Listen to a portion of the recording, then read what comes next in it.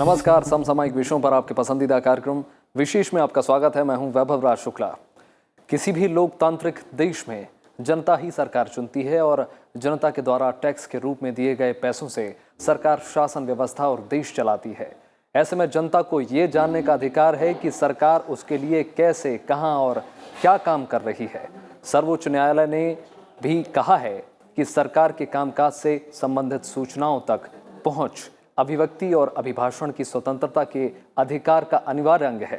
लेकिन हमारे देश में आज़ादी के बाद एक लंबे वक्त तक सूचना का अधिकार नागरिकों को प्राप्त नहीं था। इसके चलते आम नागरिक सरकार के कामकाजों को जानने से वंचित रह जाते थे। लंबी जद्दोजहद के बाद साल 2005 में भारत में सूचना का अधिकार अधिनियम 2005 लागू हुआ। इसके बाद यह कानून भ्रष्टाचार को रोकने और उसे समाप्त करने में काफ़ी प्रभावी साबित हुआ। नरेंद्र मोदी सरकार अपने दूसरे कार्यकाल में सूचना का अधिकार को और मजबूत बनाने और 2005 के कानून में मौजूद विसंगतियों को दूर करने के लिए सूचना का अधिकार संशोधन विधेयक 2019 लाई। लोकसभा से इस विधेयक को मंजूरी मिल गई है। वहीं विपक्ष ने इस बिल के मकसद पर सवाल भी उठाए हैं, जबकि सरकार का कहना है कि आरटीआई एक्ट 2005 में कई विसंगतियां हैं जिसमें सुधार की गुंजाइश है। आज विशेष में हम बात करेंगे सूचना का अधिकार संशोधन बिल 2019 की। जानेंगे इसका इतिहास और समझेंगे इसके अधिकार और उपयोगों को। तो आइए शुरू करते हैं आज का विशेष। सूचना का अधिकार संशोधन विधेयक 2019 के जरिए 2005 के कानून में मौजूद विसंगतियों को दूर करने की कोशिश की गई। लोकसभा से इस विधेयक को मंजूरी मिल गई है। विधेयक में प्रावधान किया गया है कि मुख्य सूचना आयुक्त और सूचना आयुक्तों के साथ ही राज्य मुख्य सूचना आयुक्त और राज्य सूचना आयुक्तों के वेतन, भत्ते और सेवा के अन्य निबंधन और शर्तें केंद्र सरकार द्वारा तय किए जाएंगे। प्रश्न ये कि विधेयक को पारित किया जाए। जो सदस्य इसके पक्ष में हाँ कहें, जो सदस्य की विरोध में ना कहें। मेरे विचार में निर्णय हाँ वालों के पक्ष में हुआ, हाँ वालों के पक्ष में हुआ, प्रस्ताव स्वीकृत हुआ, विधेयक पारित हुआ। लोकसभा से 22 जुलाई को सूचना और अधिकार संशोधन विधेयक 2019 पारित हो गया। मत विभाजन में विधेयक के पक्ष में 218 वोट और विरोध में 79 वोट पड़े। इस विधेयक को 19 जुलाई को लोकसभा में पेश किया गया था। विधेयक पर चर्चा में 23 सदस्यों ने हिस्सा लिया। चर्चा का जवाब कार्मिक, लोक शिकायत और पेंशन राज्य मंत्री जितेंद्र सिंह ने दिया। उन्होंने कहा कि संशोधन का मकसद आरटीआई अधिनियम को संस्थागत स्वरूप प्रदान करना, व्यवस्थित बनाना और परिणामोन्मुखी बनाना है। इससे आरटीआई का ढांचा संपूर्ण रूप से मजबूत होगा। I don't hesitate repeating that this is an enabling legislation. इसमें आरटीआई की ऑटोनॉमी, उसकी स्वायत्तता, उसकी स्वतंत्रता, उसके अधिकार क्षेत्र पर किसी प्रकार का हस्तक्षेप नहीं है। Taking up for discussion and deliberation only 3 sections. Section 27, जैसा कि मैंने कहा, इसलिए कि उसको अमेंड किए, संशोधित किए बिना ये आपको अधिकार नहीं प्राप्त होगा कि हम रूल्स फ्रेम करें। विपक्ष ने बिल के मकसद पर सवाल उठाए। विपक्ष का तर्क है कि इससे आरटीआई एक्ट कमजोर होगा और सूचना आयोग की आजादी बाधित होगी। सरकार की ओर से कहा गया कि यूपीए सरकार के पहले कार्यकाल में आरटीआई अधिनियम अफरा तफरी में बना लिया गया। उसके लिए न तो नियमावली बनाई गई और न ही अधिनियम में भविष्य में नियम बनाने का अधिकार रखा गया। इसलिए मौजूदा संशोधन विधेयक के जरिए सरकार को कानून बनाने का अधिकार दिया गया है। Section 12(4) is the one which deals with the autonomy. That is being left untouched. उसकी तो कोई बात ही नहीं हो रही, जिसके माध्यम से अभी जज मसूदी साहब भी उस शंका को प्रकट कर रहे थे, जिसके माध्यम से इसको स्वतंत्रता मिलती है, इंडिपेंडेंस मिलती है, ऑटोनॉमी मिलती है। एंड सेक्शन 12(3) है which deals with the selection of information commissioner. अब ये कहा जी आप अपने लगाएंगे, आप फलां करेंगे। वो जो लगाने वाला या नियुक्ति करने वाला प्रावधान है वो तो वैसे का वैसा ही है, वो उसकी चर्चा ही नहीं हो रही। सरकार का कहना है कि मौजूदा कानून में कई विसंगतियां हैं जिनमें सुधार की जरूरत है। मुख्य सूचना आयुक्त को सुप्रीम कोर्ट के न्यायाधीश के समकक्ष माना जाता है, लेकिन उनके फैसले पर उच्च न्यायालय में अपील की जा सकती है। That anomaly of course is there, at least as far as my understanding is concerned, because the Central Information Commissioner is equal to Chief Information Commissioner, who by implication equal to judge, and there are judge of the Supreme Court, and his verdict is liable to be challenged in the lower court, that is the High Court. सूचना का अधिकार संशोधन bill 2019 में मूल कानून RTI act 2005 की धारा 13, 16 और 27 में बदलाव का प्रस्ताव किया गया है। मूल कानून 2005 की धारा 13 केंद्रीय मुख्य सूचना आयुक्त और अन्य सूचना आयुक्तों की नियुक्ति, वेतन भत्ते एवं सेवा शर्तों से जुड़ी है। इस धारा में कहा गया है कि सीआईसी और अन्य आईसी की नियुक्ति 5 साल के लिए या उनकी उम्र 65 साल होने तक दोनों में से जो भी पहले हो की जाएगी। लेकिन संशोधन बिल के मुताबिक इन आयुक्तों का कार्यकाल केंद्र सरकार तय करेगी। धारा 13 के तहत ही इन आयुक्तों का वेतन भत्ता और सेवा शर्तें परिभाषित हैं। उसके मुताबिक मुख्य सूचना आयुक्त का वेतन भत्ता और अन्य सेवा शर्तें मुख्य चुनाव आयुक्त के बराबर होंगी, जबकि अन्य सूचना आयुक्तों का वेतन भत्ता और सेवा शर्तें अन्य चुनाव आयुक्तों के बराबर होंगी। नए बिल में प्रस्ताव किया गया है कि मुख्य सूचना आयुक्त और अन्य सूचना आयुक्तों का वेतन भत्ता एवं सेवा शर्तें केंद्र सरकार द्वारा तय की जाएंगी। 13 का पार्ट 1 और पार्ट 2, सेक्शन 13 वो है जो सेंट्रल इंफॉर्मेशन कमिश्नर्स और इंफॉर्मेशन कमिश्नर्स के टेन्योर ऑफ ऑफिस सेक्शन 13(1) और 13(2) देयर पर्क सैलरीज एक्सेप्ट के साथ डील करते हैं, which we are still to deliberate. Let's not assume that हम उनकी सैलरी कम करने लगे हैं, हम उनका गला घोंटने लगे हैं, हम उनको अपने दबाव में लगे। We are yet to deliberate on that. And section 16 is the one which deals with the state commissioners and the state chief commissioner or the state information commissioner in the same manner as section 13 deals with the central commissioner. So section 13, section 16 हमारी मजबूरी and 27. सूचना का अधिकार कानून 2005 की धारा 16 राज्यों के प्रमुख सूचना आयुक्त और अन्य सूचना आयुक्तों से जुड़ी है। धारा 16 के मुताबिक इन सूचना आयुक्तों की नियुक्ति 5 साल या उनकी उम्र 65 साल होने तक जो भी पहले होगी। नए प्रस्तावित कानून के मुताबिक सभी राज्य सूचना आयुक्तों का कार्यकाल केंद्र सरकार द्वारा तय किया जाएगा। इसी तरह मूल आरटीआई एक्ट की धारा 16 ये उपबंध कराती है कि राज्यों के मुख्य सूचना आयुक्त का वेतन भत्ता एवं अन्य सेवा शर्तें चुनाव आयुक्तों के बराबर होंगी, जबकि अन्य राज्य सूचना आयुक्तों का वेतन भत्ता एवं सेवा शर्तें राज्यों के मुख्य सचिव के बराबर होंगी। नए संशोधन प्रस्ताव के मुताबिक इसका भी निर्णय केंद्र सरकार करेगी। So the RTI Act originally, which was framed in 2005, gave the Parliament and gave the Centre the powers to frame rules even for the states. So whatever the federal sanctity is the same as it was in 2005. केंद्रीय सूचना आयोग और राज्य सूचना आयोग सूचना अधिकार अधिनियम 2005 के तहत स्थापित कानूनी निकाय है। ऐसे में इनकी सेवा शर्तों को सुव्यवस्थित करने की जरूरत है। इसी मकसद से सरकार मूल कानून में बदलाव कर रही है। Bureau report, Rajya Sabha TV. प्रत्येक लोकतांत्रिक देश में जनता को ये जानने का अधिकार है कि सरकार उसके लिए कैसे, कहां और क्या काम कर रही है। साथ ही जनता को ये जानने का भी हक है कि टैक्स के रूप में उसके दिए गए धन को कैसे खर्च किया जा रहा है। जनता को सरकार से जुड़ी सभी बातों का जानने का अधिकार ही सूचना का अधिकार है। भारत में साल 2005 में संसद द्वारा कानून पारित किया गया था, जिसे सूचना का अधिकार अधिनियम 2005 के नाम से जाना जाता है। हालांकि देश में सूचना के अधिकार को प्राप्त करने के पीछे एक लंबा इतिहास रहा है। आइए जानते हैं भारत में सूचना के अधिकार का इतिहास।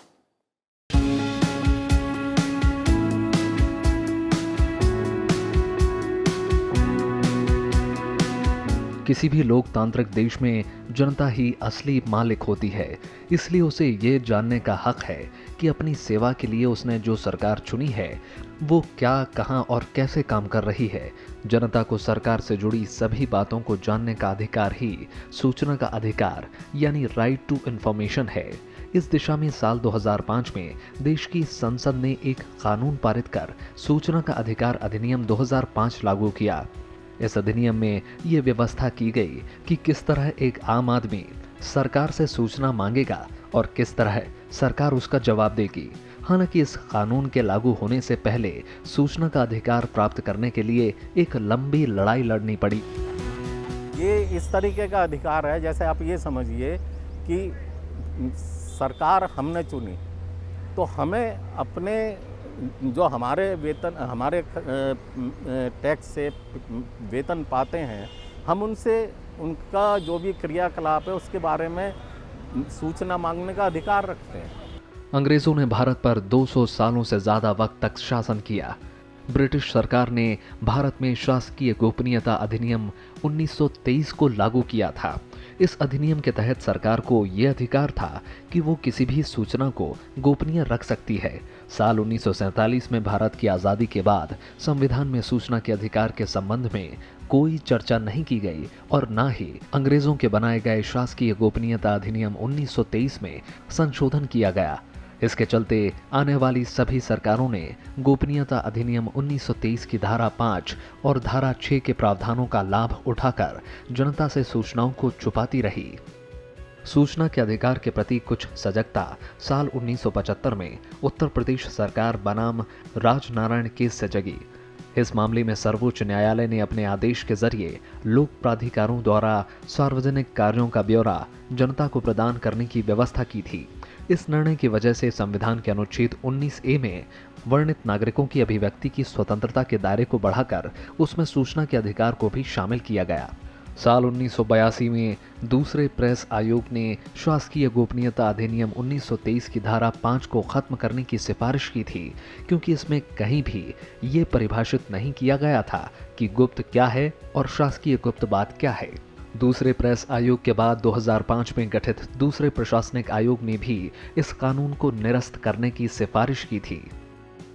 साल 1990 के दशक के शुरुआती सालों में राजस्थान के ग्रामीण इलाके में लोगों की हक की लड़ाई लड़ते हुए मजदूर किसान शक्ति संगठन ने सूचना के अधिकार को एक नए ढंग से रेखांकित किया। ये तरीका था भ्रष्टाचार के खात्मे के लिए जन सुनवाई कार्यक्रम का। मजदूर किसान शक्ति संगठन ने अभियान चलाकर मांग की कि सरकारी रिकॉर्ड को सार्वजनिक किया जाना चाहिए, सरकारी खर्चे का सोशल ऑडिट होना चाहिए और जिन लोगों को उनका वाजिब हक नहीं मिला उनकी शिकायतों की सुनवाई होनी चाहिए। इस अधिनियम को सामाजिक कार्यकर्ता, नौकरशाह और वकील हर तबके का समर्थन मिला। साल 1989 में तत्कालीन सरकार ने घोषणा की कि संवैधानिक संशोधन पर सूचना का अधिकार कानून बनाने और शासकीय गोपनीयता अधिनियम में संशोधन किया जाएगा, लेकिन तमाम कोशिशों के बावजूद इस कानून को लागू नहीं किया जा सका। इसके बाद साल 1997 में केंद्र सरकार ने H.T. शौरी की अध्यक्षता में एक कमेटी गठित कर सूचना की स्वतंत्रता का प्रारूप प्रस्तुत किया, लेकिन इस कमेटी के प्रारूप पर आगे कोई काम नहीं हुआ। साल 1997 में मुख्यमंत्रियों के एक सम्मेलन में संकल्प लिया गया कि केंद्र और राज्य की सरकारें पारदर्शिता और सूचना के अधिकार को अमली जामा पहनाने के लिए काम करेंगी। इस दिशा में पहला कदम उठाने वाला राज्य तमिलनाडु बना, जिसने साल 1997 में सूचना के अधिकार का कानून पास किया। जब ये कानून लोकसभा में पारित होने के लिए पेश किया गया तो एक बात कही गई थी कि खर्चीला बहुत साबित होगा, पर उस समय के जो DOPT मिनिस्टर थे उन्होंने ये कहा कि जितना खर्चीला साबित होगा उससे ज़्यादा बचत हो जाएगी। हम देख रहे हैं इसके बाद स्पेक्ट्रम ब्लॉक ऑक्शन होते हैं, कोल ब्लॉक ऑक्शन होते हैं, तो कितना फ़ायदा हुआ। साल 2002 में संसद ने सूचना की स्वतंत्रता विधेयक पारित किया। इस विधेयक को जनवरी 2003 में राष्ट्रपति की मंजूरी मिली। इसके बाद साल 2005 में सरकार ने पारदर्शिता युक्त शासन व्यवस्था और भ्रष्टाचार मुक्त समाज बनाने के लिए सूचना का अधिकार अधिनियम 2005 को संसद से पारित करवाया और राष्ट्रपति की अनुमति मिलने के बाद अक्टूबर 2005 से यह कानून जम्मू कश्मीर को छोड़कर पूरे देश में लागू हो गया। इसके साथ ही सूचना की स्वतंत्रता विधेयक 2002 को निरस्त कर दिया गया। सूचना का अधिकार बड़ा महत्वपूर्ण कानून है और स्वाधीन भारत के बाद के युग को हम दो भागों में विभाजित कर सकते हैं, प्री RTI एक्ट और पोस्ट RTI एक्ट। इसने एक आम नागरिक को एक पार्लियामेंटेरियन से ज़्यादा पावर दे दी। इसीलिए कई संसद सदस्यों ने अपनी पार्लियामेंट्री प्रिविलेज को त्यागते हुए सूचना के अधिकार कानून का उपयोग किया है और इसने बड़े बड़े खुलासे किए। RTI अधिनियम 2005 की धारा 12 के प्रावधानों के मुताबिक केंद्र सरकार केंद्रीय सूचना आयोग के नाम से एक निकाय का गठन करेगी। केंद्रीय सूचना आयोग CIC यानी मुख्य सूचना आयुक्त और केंद्रीय सूचना आयुक्त जिनकी संख्या 10 से ज्यादा नहीं होगी, उनसे मिलकर बनेगी। आरटीआई अधिनियम 2005 की धारा 12(3) के मुताबिक मुख्य सूचना आयुक्त और सूचना आयुक्त की नियुक्ति के लिए एक समिति होगी जिसके अध्यक्ष प्रधानमंत्री होंगे, जबकि समिति के सदस्यों में लोकसभा में विपक्ष के नेता और प्रधानमंत्री द्वारा नामित केंद्रीय मंत्रिमंडल के एक मंत्री होंगे। राष्ट्रपति इस समिति की सिफारिश पर मुख्य सूचना आयुक्त और सूचना आयुक्त की नियुक्ति करेंगे। आज सूचना का अधिकार कानून विश्व के करीब 80 से ज्यादा देशों में लागू है। भारत में लागू सूचना का अधिकार कानून का उद्देश्य सामाजिक प्राधिकरणों के काम में पारदर्शिता और जवाबदेही को बढ़ावा देना है। Bureau report, Rajya Sabha TV. Right to information, सूचना का अधिकार भारत के नागरिकों को दिया एक शस्त्र है जो लोकतंत्र की सबसे बड़ी ताकत बनकर उभरा। एक मजबूत लोकतंत्र की जनता अपनी सरकार से अपेक्षा करती है कि उसे जानकारी हो कि जनप्रतिनिधि क्या काम कर रहे हैं और कैसे काम कर रहे हैं।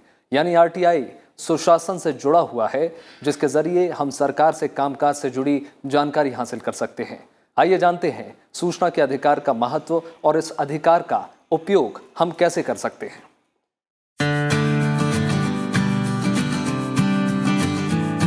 सूचना का अधिकार के तहत कुछ खास और स्पष्ट जानकारी प्राप्त की जा सकती है। सूचना का अधिकार अधिनियम की धारा 2(1) में स्पष्ट किया गया है। इसमें कार्य, दस्तावेज, रिकॉर्ड भी सूचना का अधिकार है, जैसे दस्तावेजों की स्थापित कॉपी, सामान के सत्यापित नमूने और इलेक्ट्रॉनिक तरीके से रखा गया कोई भी डेटा या जानकारी आती है। वही सूचना के अधिकार अधिनियम के अनुच्छेद 6(3) के अनुसार कोई भी लोक सूचना अधिकारी आपका आवेदन लेने से मना नहीं कर सकता। यदि कोई लोक सूचना अधिकारी ये समझता है कि मांगी गई सूचना उसके विभाग से संबंधित नहीं है, तो ये उसका कर्तव्य है कि उस आवेदन को 5 दिन के अंदर संबंधित विभाग को भेजे और आवेदक को भी इस बारे में सूचित करे। अगर लोक सूचना अधिकारी आवेदन लेने से मना करता है या तय समय सीमा में सूचना नहीं उपलब्ध कराता या गलत या भ्रामक जानकारी देता है, तो देरी के लिए 250 रुपए प्रतिदिन के हिसाब से 25,000 रुपए तक का जुर्माना उसके वेतन से काटा जा सकता है। साथ ही उसे सूचना भी देनी होगी। इसी अधिकार ने आरटीआई को सबसे ज्यादा कारगर और प्रभावी बनाया है। सूचना के अधिकार का महत्व यही है, transparency and accountability in functioning of public authorities, government departments, यही सबसे बड़ा महत्व है। और लोगों की अपनी समस्याओं के बारे में जो वो डालते थे, उन्हें जवाब नहीं आता था, अब वो उस पर आरटीआई लगा के उन पे एक्शन टेकन रिपोर्ट मांग सकते हैं। वही आवेदनकर्ता के हितों का सबसे ज्यादा ध्यान आरटीआई में रखा गया है। सूचना के अधिकार अधिनियम के तहत सूचना प्राप्त करने के लिए आवेदन शुल्क 10 रुपए है और सूचना देने का खर्च प्रति पृष्ठ 2 रुपए, जो कई तरीके से दी जा सकती है, जैसे प्रधानमंत्री कार्यालय के खजांची के पास नकद जमा कराकर, अनुभाग अधिकारी प्रधानमंत्री कार्यालय के पक्ष में और नई दिल्ली में संदेश डिमांड ड्राफ्ट बैंकर्स चेक के रूप में। इसके अलावा अनुभाग अधिकारी प्रधानमंत्री कार्यालय के पक्ष में दे पोस्टल ऑर्डर के रूप में। अगर आवेदक गरीबी रेखा के नीचे की श्रेणी का है तो वैध प्रमाण पत्र देने पर उसे आवेदन फीस का भुगतान करने से छूट प्राप्त हो सकता है। वैसे आवेदन शुल्क के लिए हर राज्य की अपनी अलग अलग व्यवस्थाएं हैं। वही बीपीएल कार्ड धारकों को सूचना मांगने पर कोई फीस नहीं ली जाती है। यदि कोई व्यक्ति जन सूचना अधिकारी के पास आवेदन करता है तो उसे हर हाल में 30 दिनों के भीतर सूचना मिल जानी चाहिए। अगर किसी व्यक्ति ने अपना आवेदन सहायक लोक सूचना अधिकारी के पास जमा किया है तो ये सीमा 35 दिनों की है। यदि कोई सूचना किसी व्यक्ति के जीवन और स्वतंत्रता को प्रभावित करती है तो ये सूचना 48 घंटों में उपलब्ध कराई जाती है। द्वितीय अनुसूची में शामिल संगठनों के लिए ये सूचना 45 दिनों में और तृतीय अनुसूची में 40 दिनों में उपलब्ध कराने का प्रावधान है। अगर किसी व्यक्ति को सूचना नहीं मिलती है तो भी उसके लिए रास्ते बंद नहीं होते। यदि किसी व्यक्ति को सूचना नहीं मिलती है या वो प्राप्त सूचना से संतुष्ट नहीं है तो उसे अधिनियम की धारा 19 के तहत प्रथम अपील और दूसरी अपील, जो कि अंतिम विकल्प है, करने का अधिकार है। हर सरकारी विभाग में लोक सूचना अधिकारी से वरिष्ठ पद के एक अधिकारी को प्रथम अपील अधिकारी बनाया गया है। दूसरी अपील सूचना आयोग में किया जाता है। केंद्र सरकार के विभाग के खिलाफ अपील दाखिल करने के लिए केंद्रीय सूचना आयोग है। सभी राज्य सरकारों के विभागों के लिए राज्यों में ही सूचना आयोग हैं। दूसरी अपील दाखिल करने से पूर्व अपील के नियमों को ध्यान पूर्वक पढ़ना चाहिए, क्योंकि यदि दूसरी अपील नियमों के अनुरूप नहीं है तो ये खारिज की जा सकती है।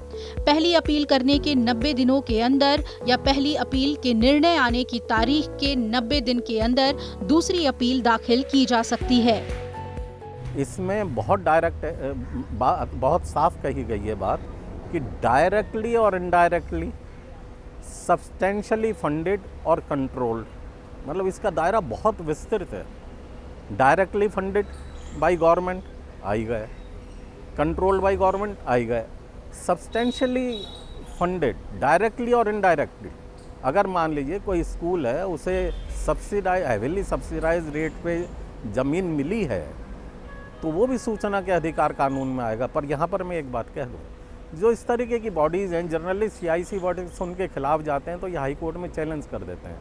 मैं सरकार से कहना चाहूँगा कि public private partnerships, sports bodies और ये जिन्हें भी ये इस तरीके की चीज़ें हैं जैसे इनडायरेक्टली फंडेड, जैसे ज़मीन की मार्फत, इन्हें ऑटोमेटिकली वो सूचना के अधिकार कानून में ले। सूचना का अधिकार का उपयोग करने का तरीका भी बेहद सरल बनाया गया है। सभी सरकारी विभागों में एक या उससे अधिक अधिकारियों को लोक सूचना अधिकारी के रूप में नियुक्त किया गया है। ये वो अधिकारी हैं जो सूचना के अधिकार के तहत आवेदन स्वीकार करते हैं, मांगी गई सूचनाएं एकत्र करते हैं और इसे आवेदनकर्ता को उपलब्ध करवाते हैं। इसके अलावा डाक द्वारा भी आवेदन भेजा जा सकता है। केंद्र सरकार के सभी विभागों के लिए 629 डाकघरों को केंद्रीय सहायक लोक सूचना अधिकारी बनाया गया है। इसके अलावा विभिन्न सरकारी वेबसाइटों जैसे www.rti.gov.in से भी लोक सूचना अधिकारी की सूची प्राप्त की जा सकती है।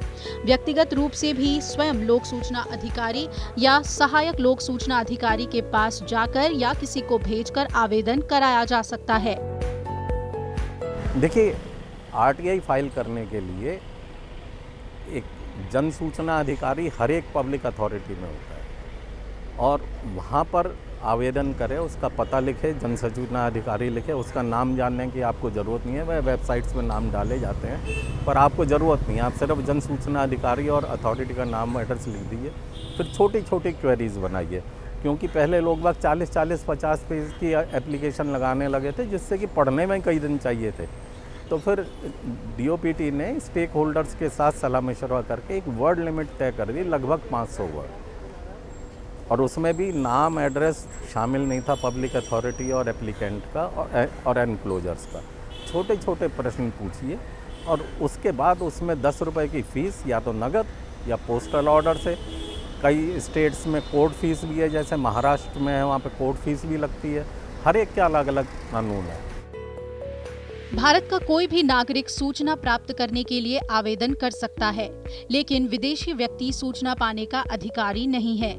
इसके अलावा कुछ ऐसी जानकारी है जो अधिनियम की धारा 8 के तहत नहीं दी जाएंगी। ऐसी जानकारी जिससे भारत की संप्रभुता और गरिमा प्रभावित हो, जैसे राज्य की सुरक्षा प्रभावित हो, वैज्ञानिक और आर्थिक हित प्रभावित हो, विदेशी राज्यों से संबंध प्रभावित हो, जिससे अपराध हो या समाज का माहौल बिगड़े। ऐसी सूचना जिसे देने से न्यायालय द्वारा मना किया गया हो, जिसे न्यायालय की अवमानना हो। ऐसी सूचना जिसे संसद या राज्य विधान के विशेषाधिकार भंग हो, जब विदेशी राज्यों से विश्वास के आधार पर सूचना प्राप्त की गई हो। ऐसी सूचना जो किसी व्यक्ति के प्राण और उसके शारीरिक सुरक्षा को खतरे में डाल दे। ऐसी सूचना जो किसी जांच या विचारण को प्रभावित करे। कैबिनेट पेपर्स, कैबिनेट मंत्रियों के मध्य का संवाद या बैठक की जानकारी और व्यक्तिगत जानकारी या ऐसी जानकारी जो निजता के अधिकार का उल्लंघन करे। RTI ने भारत के नागरिकों को सशक्त और सरकार को पारदर्शी और जवाबदेह बनाने में बड़ी भूमिका अदा की है। Bureau report, Rajya Sabha TV. आज के विशेष में इतना ही। उम्मीद है आपको विशेष का ये अंक पसंद आया होगा। आप ये हमारा कार्यक्रम YouTube पर भी देख सकते हैं। नमस्कार।